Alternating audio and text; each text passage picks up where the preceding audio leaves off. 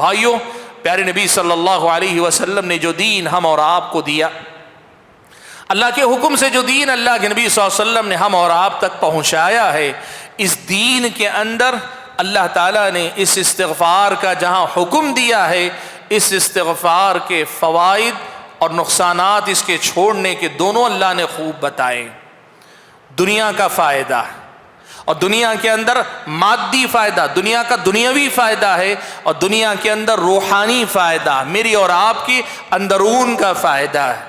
اور صرف دنیا کا فائدہ نہیں، اس استغفار کے اندر آخرت کا بھی فائدہ۔ یہ استغفار میری اور آپ کی دنیا بنانے کا ذریعہ ہے، یہ استغفار میری اور آپ کی آخرت کو کامیابی سے ہمکنار کرنے کا ذریعہ۔ بڑے فائدے اللہ تعالیٰ نے اس استغفار کے اندر رکھے ہیں، بڑے فائدے اللہ تعالیٰ نے رکھے۔ کیا فائدے ہیں؟ میں صرف چند فائدے، استغفار کے سارے فائدے نہیں گنا پاؤں گا، لیکن چند منتخب فائدے، کچھ اس دنیا کے کچھ آخرت کے فائدے آپ کے سامنے میں گنا لیتا ہوں، تاکہ ہم اور آپ اس استغفار کی اہمیت کو سمجھ سکیں۔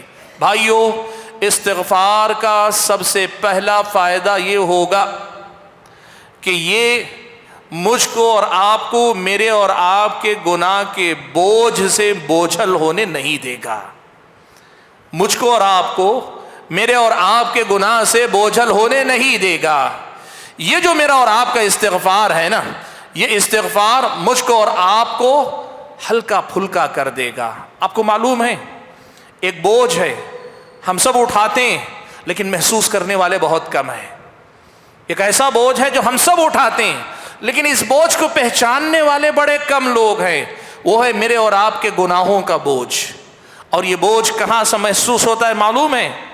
نماز میں محسوس ہوتا ہے۔ نماز کے لیے کھڑے ہونا بہت بوجھل لگتا ہے، نماز کے لیے گھر سے نکل کر آنا، گھر سے نکل کر جلدی آنا، وہ قدم بوجھل ہو جاتے ہیں، وہاں محسوس ہوتا ہے یہ میرے اور آپ کے گناہوں کا بوجھ۔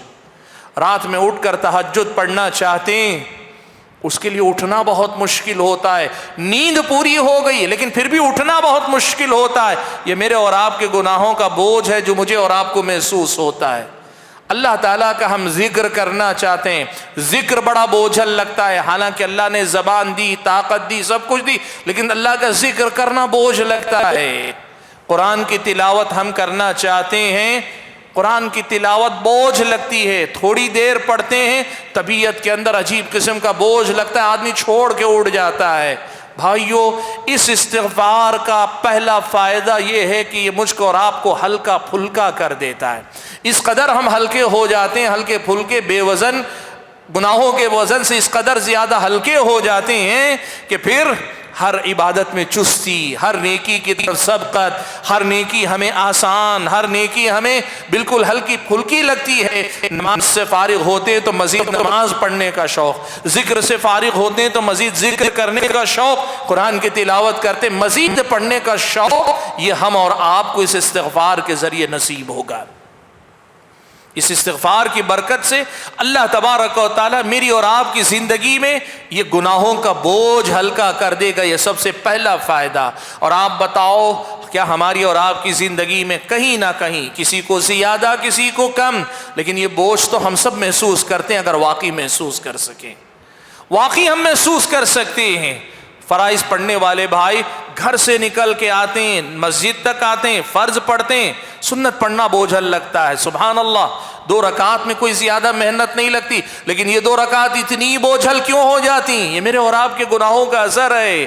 استغفار کی برکت یہ ہے، اللہ کے حکم سے یہ استغفار مجھ کو اور آپ کو ہلکا پھلکا کر دے گا، گناہوں کا بوجھ اتر جائے گا، نیکیاں پھر آسان ہونے لگیں گی۔